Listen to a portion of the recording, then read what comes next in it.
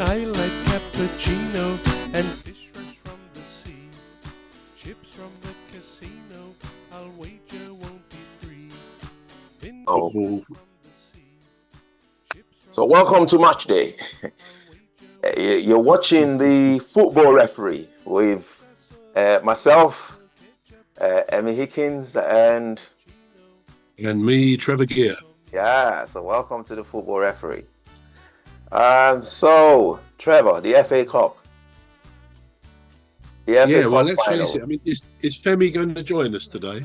Do you know? I don't know yet. We're just going to carry on without him for now. You see, I have an idea that he's too embarrassed to come on because, a bit like me, we both were pretty adamant that Man City would beat Man United. So I think he's lost his nerve and doesn't want to face the embarrassment. But no, I mean, you were the only one last week who predicted a Man U victory. Indeed. And in my own defence, I thought on paper and on the pitch, I thought Man City would be too good for Man United. Yeah. But one thing I did say, for better or worse, was that what can creep in these dead cert situations where one team is definitely going to beat the other is complacency. And I mean, I don't know whether you watched the game. I'm sure you did. I certainly watched it. And I couldn't believe how Man City started off. They just spent 10, 15 minutes messing around, passing the ball at the back, not making any forward moves really. And I thought at the time that this is going to not work out for them, and that Man U only will need to sort of get the ball, and if their tactics are right, they'll come through and score, which is what they did. So on the day, Manchester United were significantly, in my view, the better team and thoroughly deserved to win. And good luck to them, because obviously they've not had the best season, although now they'll be in Europe, having won the FA Cup. And I kind of hope that they don't sack Erik ten Hag, the manager. There's a lot of talk that they will get rid of him. But actually, he's been there 2 seasons. He's won 2 trophies. They are in Europe. So in a way, he's had a successful period there. But knowing what football club owners are like these days, there's talk of getting in the Ipswich manager, which may not sound the best idea. He's had a reasonable season getting them promoted to the Premier League, but actually he's not had any experience, I believe, in the Premier League itself. So why risk something like that? It just seems ridiculous. But anyway, I don't think Erik ten Hag deserves to be sacked, but I have a hunch he will be. But they did really well. So well done to you for standing up against 2 of us saying that Man City would win. Yeah. I bow my head in embarrassment. Yeah. Well, you did well. You did well. On Saturday, I had one of my mates down here. It's called Tim Smith, and I did put up something on my WhatsApp status saying watching the match, and come on Man U, you know. And that was just when the game was starting. So it was about 5 minutes into the match, and it sent me a text saying you're going to lose today. And I'm thinking, no, we're not. and he asked me a question. He said, why do you think Man United is going to win this match? I said, there's something, and you know what I'm talking about anyway. There's something in business called the law of diminishing returns, right? So it means when you get to your peak, there's nowhere else to go. You have to, in Manchester United's, in Manchester City's, they're still at their peak anyway, but you have to dip a little bit. There's no 2 ways about it. It's just the laws. No. It's just the laws. And I said, that's what I'm basing it on. And in the end, I think I saw him on Sunday, and he shook hands with me and he said, he was right. And it was just that, because you cannot keep winning. It's impossible. You cannot keep having a good day. 365, you'll have a good day. You cannot have a whole good week. It's impossible. Something's got to give at some point, and then maybe you'll get back on track. But there's bound to be a dip.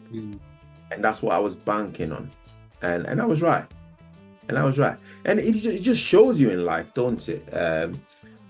When things are going too well in life, well, sometimes I think, well, you know what, hang on a minute, things are going too well, you know, what's going to happen now?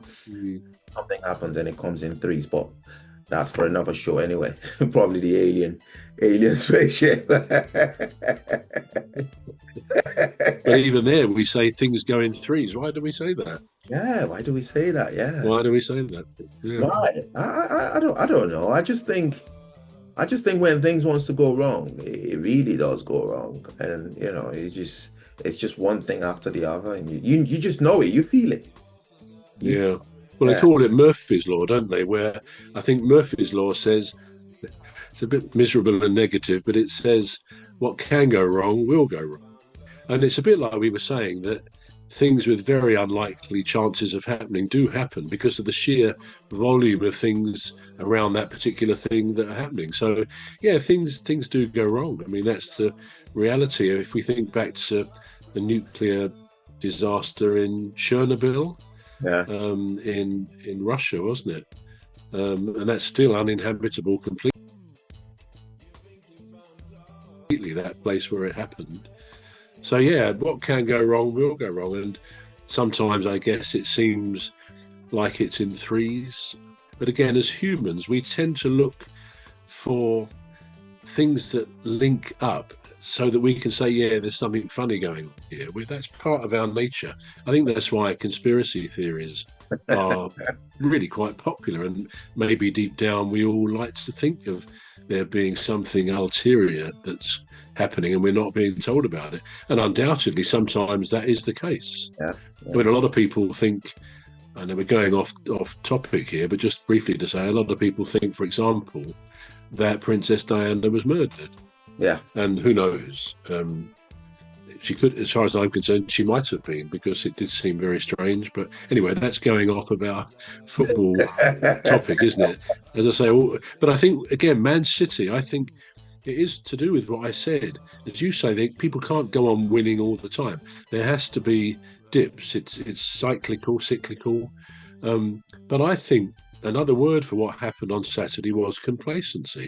I think, the players read the papers and they hear the pundits. They knew that most people were saying, apart from Man U fans, that really City are most likely to win that. And that penetrates their thinking, whether they are conscious of it or not. They think, and I just felt perhaps Pep Guardiola, who I think is excellent, but maybe he and the players had this notion unspoken in their minds: we've only got to turn up to win. Because it felt like that the way they were playing, and even the team he picked, without being too specific, he didn't pick Doku on one of the wings. He's a brilliant young player. And all of his players are good, but he seemed to get the tactics wrong. He got the tactics wrong on it, which is so unlike him. But I think it was complacency, possibly on his part and on the part of the team. But good luck. I mean, that's the magic of the beauty of the beautiful game, is that nothing is a dead cert. It isn't. You can get a small team beating a big team. David and Goliath is an example, isn't it, of that? I'm pleased, because it's good. It's good that another team got some of the spoils. They won one of the big trophies, rather than one team just winning everything, which becomes a bit monotonous after a while, doesn't it? Yeah, it does, yeah. Another thing that I thought about was, well, I not thought about it, but it's been on the news lately, is this the prices of season tickets going up. You're a season ticket holder yourself, aren't you? Yeah, I am. Yeah. Are your tickets going up? Are the prices going up? No, they're not actually. No, for some reason this year they're not going up at all. I think maybe the reason for that is most teams declare their prices relatively early in the year, not in the season, but in the year. So Crystal Palace and most other Premier League teams, most other football teams, would have announced their prices probably maybe February, and thereafter they give you 2 or 3 dates. If you buy your ticket by such and such a time, if you renew it by then, you get a decent discount. Now, I think this year, I don't think Palace announced their prices probably until mid or late March.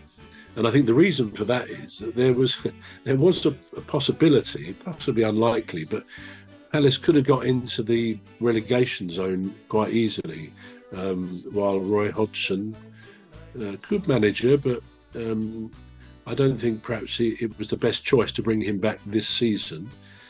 We could have been relegated. Palace could have been relegated. So of course, had they have been relegated, they could hardly charge an increase in season ticket prices, because a lot of fans, you could say fair weather fans perhaps, but they might have thought, I don't want to go to the Championship, I'd rather stay in the Premier League. So I think they waited, and then for some reason, and it's good, they just said, no, we're going to keep the prices the same. So I mean, they're still fairly expensive. They're not cheap, these things, especially in the Premier League. But in some clubs like Arsenal, Chelsea, probably Man City, Man U, I mean, for the higher priced season tickets are probably over £1,000. So it's not a cheap business. And I can't really remember the average price of ours. It's around £700. So a lot of money. It's Premier League football, and you get all the home games under that season ticket. Yeah. And it's for the people who like football, it's a good afternoon out. You get to see the best teams in England, and in some respects of the world, because Man City probably are one of the best teams in the world. So it's a good afternoon, and an opportunity to sort of shout abuse at the ref or the linesman, which is not really my thing. I don't really go with that. But I mean, everybody gets frustrated with what seems to be a poor ref. I mean, any ref can have a bad day, and it's a tough job, let's face it. But I'm always slightly amused. We actually, our seats are in the 5th row along the side towards the halfway line, so it's a good seat. So the linesman runs up and down our bit, or sometimes lineswoman. Usually, though, it's a linesman. And it's interesting when many of the crowd think he's missed an offside decision or has got a decision wrong. They're very keen to give him advice on what he might like to do with his flag. It's pretty awful stuff and suggestions, but from otherwise very nice, gentle people. Even, I mean, one pal of mine there, he is and has been for a long time a very regular, probably like yourself, he's a regular churchgoer. Right. And yet what he sometimes tells a linesman to do, I think it doesn't quite tally with his Sunday morning occupation, but his visitation to the church. But I think that's the thing. Football is very, you get involved, and maybe just the sheer elation when your team scores a good goal, or a goal, especially if you're being threatened with relegation.